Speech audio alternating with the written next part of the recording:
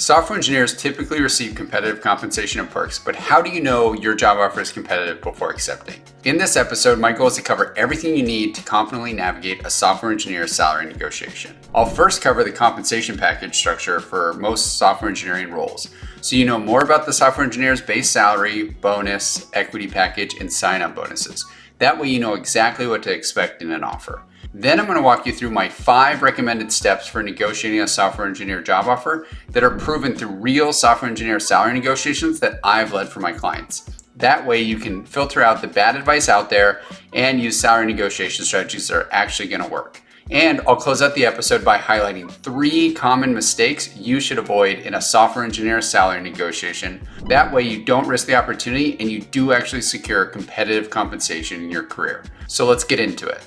Hey everyone, welcome back to the channel. If you're new here, my name is Brandon Bramley and I'm the founder and lead negotiator at thesalarynegotiator.com. I provide professional job offer negotiation coaching, courses, and tools to help professionals like you navigate the negotiation process and secure competitive compensation. I'm not just a career coach or recruiter giving out generic salary negotiation advice. There's already enough bad advice floating around online. Instead, I personally led hundreds of salary negotiations across various roles, helping my clients secure hundreds of millions more in compensation. My background is in strategic negotiations, and my goal is to debunk some of the bad advice out there and give you proven negotiation strategies that are actually going to work and help you earn more. So if you're a career professional looking to earn competitive pay, subscribe here for actionable tips. And when you're ready to take your negotiation to the next level, visit thesalarynegotiator.com for coaching, courses, and tools designed to help you negotiate the best possible offer and give you everything you need for your career.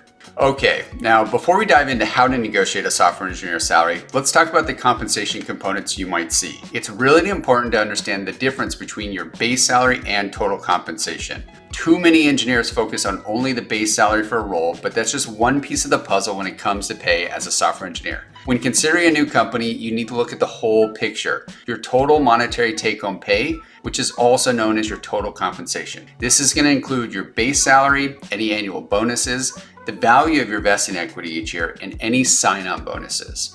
Now, you might find 4 core compensation components in a software engineer offer package. First, there's your software engineer base salary. This is pretty consistent. It's your guaranteed pay that you're going to see in every paycheck. It's really only going to change if you get promoted or if you have any merit increases, since it's a set rate. The second item you might see as a software engineer is you might have an annual performance bonus, which is a percentage of the base salary usually. It's going to range depending on the software engineering level of the role, and it can also be based on your personal or company performance, and it's usually paid out annually. So note that it can fluctuate. While the software engineer bonus is tied to your base salary, it's usually not negotiable at most companies, but if you do negotiate a higher base salary, obviously your bonus is going to increase along with it. So keep that in mind. Third, you'll hopefully receive an equity grant as a software engineer. It's usually going to come in the form of either restricted stock units, RSUs, or employee stock options if you're going with a non-public company. RSUs represent actual stock, which mean you receive shares of the company's stock outright once vested. Stock options give you the right to purchase company stock at a predetermined price. For example, you have to pay or exercise these options to actually receive the shares. They don't come free. Software engineer equity grants are also going to have a stock vesting schedule, which means you're going to have to wait for the equity to actually vest according to that schedule before you actually own the shares or the options. Most stock vesting periods are going to be 3 to 4 years, with the equity vesting in increments over that time. The stock vesting schedule might be evenly distributed or staggered. So for example, NVIDIA RSU vesting schedule is a 4-year period with equal annual vesting. 25% vest every year. So it's consistent. However, you're going to find a staggered approach for the Google RSU vesting schedule. 38% vest in the first year, 32% in the second year, and 10% in year 4. So all companies are going to have their own specific vesting schedules for software engineers. So keep that in mind. You don't get the full value of equity up front, but you do share in the value fluctuations over that period. So if the stock price goes up, so does the value of your equity as a software engineer. But the flip side is also true. So if the stock price drops, so does your total compensation because the equity decreases. So there are risks with equity. Also, it's important to note that if you leave before the equity fully vests, then you're going to forfeit the unvested portion of your software engineered equity. So keep that in mind. Finally, there are sign-on bonuses for software engineers. This is a one-time cash payment typically paid out about 30 days after you start. It's usually often designed to offset lost incentives or equity from your previous company or as an incentive to join a new company. Software engineer sign-on bonuses aren't always included in the initial offer though, so they usually do require salary negotiation. So keep that in mind, but know that I've had great success in securing them for the software engineers that I work with, so it is possible. I will also say that some companies that offer equity as software engineers might also provide an annual equity refresher, which are usually additional equity grants given to you each year. However, these stock refreshers usually aren't always guaranteed and they're going to vary significantly from year to year, so we don't usually include them in our total compensation calculation. But I will say it's worth asking the recruiter if these exist. Just note that they're probably going to withhold some of the specific details, and that's normal. Now, these four main software engineer salary components, your base salary, your bonus, your equity, and a sign-on bonus, are going to make up the total compensation as a software engineer in most job offers. To help you visualize this, we have a total compensation calculator on our site. It lets you input your base salary, your bonus percentage, equity grant, and sign-on bonus, then shows you the estimated compensation over the vesting period, both in total and on an annual basis. You can find our free compensation calculator at thesalarynegotiator.com, and I'll also go ahead and link to it in the episode notes below so you can use this free tool. All right, now that we've covered how software engineers' compensation structure works, let's discuss the software engineer salary negotiation steps. These are strategies that I've used many times to successfully negotiate software engineer job offers, and I'm going to highly recommend you follow to navigate your software engineer salary negotiation once you have an offer in hand. So once you have a job offer in hand, the first step to negotiating is to make sure you fully understand the compensation components and the benefits in the software engineer offer package. The biggest takeaway from this is that understanding the software engineer total compensation before negotiating is very important. That way you know exactly how to value the software engineer offer and what to negotiate, including your base salary, your annual bonus, equity, and hopefully a sign-on bonus. The second step is what I call doing your due diligence and asking strategic questions. This is where you review the software engineer offer and come back with a list of questions for the recruiter.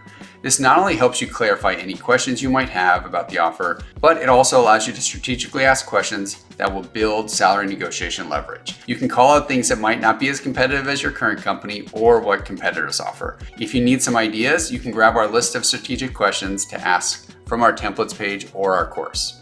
But don't skip this step. Even if you think you understand the offer, this step is super important for building negotiation leverage by showing you're doing your research and your due diligence on the offer before sending a software engineer counteroffer. It also lets you secure any freebies or items that the recruiter might use as trade-offs later on in the salary negotiation, so make sure you do this. The third step is to do the software engineer compensation research and find the base salary and the total compensation ranges for your specific role, location, and level at the new company. You can use various online resources to find this data, but make sure you use multiple sources and average the results. We're essentially trying to understand the compensation ranges so we can see where your initial software engineer offer sits on those ranges and how much more room there is for improvement and negotiation. Most companies we found are going to try to hire software engineers at the lower to mid end of the pay bands, which is completely normal. But I'm always going to suggest to push towards the top end of the software engineer pay ranges when you go through the negotiation to see if you can't end up at the top end of the range before you start. But just remember, this publicly reported data might not always be accurate. Software engineers might report higher equity than a new hire would due to stock appreciation, or they might have uploaded the compensation incorrectly. So if you want help with this, you can use our compensation research comparison tool on our site, or you can work with us directly to help build your software engineer counteroffer. Once you do have the software engineer compensation research done, and you've got the answers to all your questions, you're ready to draft a software engineer counteroffer. This is where we take a database approach and we craft a software engineer counteroffer to send to the recruiting team. We're going to present the top end of the range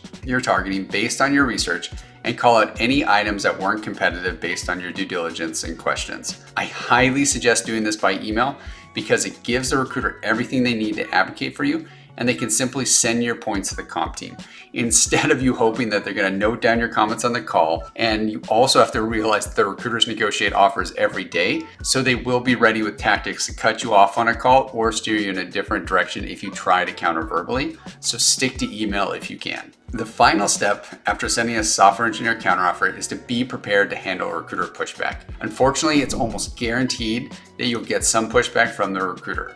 Tech recruiters are trained to deter you from negotiating salary and to get you to accept the initial offer. So always be prepared for that pushback and know exactly what to say to overcome those objections to get them to take your concerns back to the comp team. Essentially, you want to say that you understand their concerns, but nicely reiterate yours and ask them to take it back to the comp team for one last look. It might take overcoming a few objections, but once they agree to take it back for another look, 9 times out of 10, they're going to come back with a better software engineer offer package.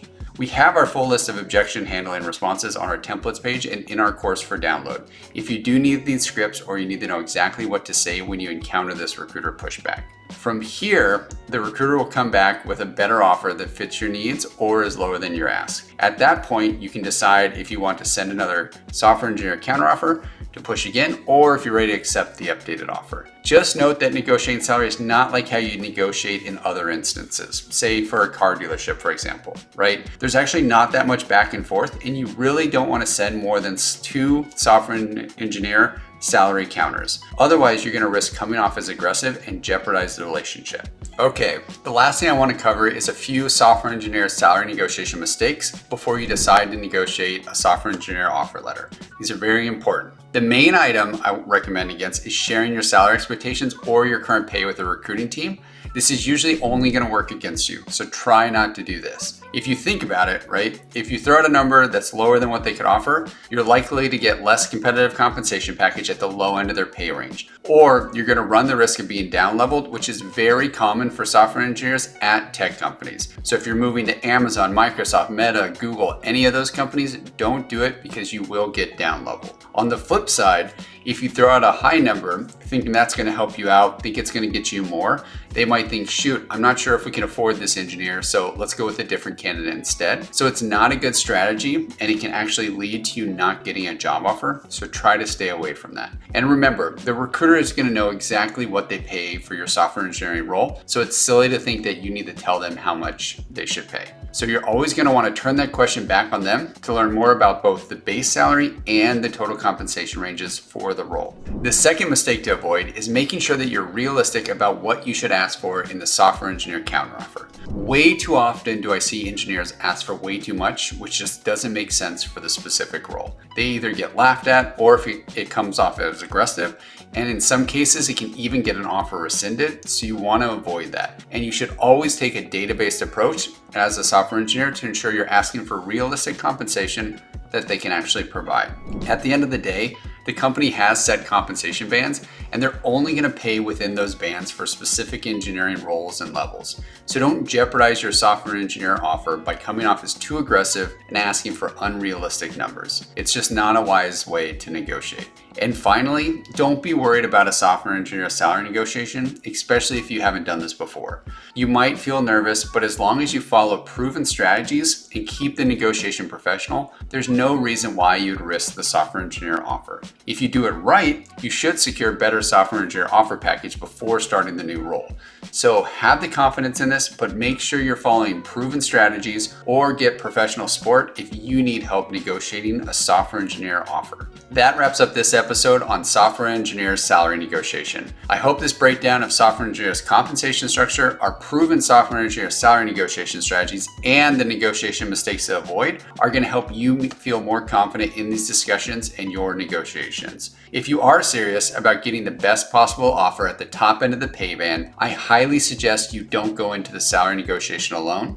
Head over to thesalarynegotiator.com to either work with me directly as your salary negotiation coach or check out my salary negotiation courses and tools. You'll find all the links in the episode notes below that are going to help you negotiate better pay. And if you found this episode helpful, make sure you subscribe, leave a comment, and be sure to share it with someone that could use this advice in their career. Thanks for tuning in and happy negotiating.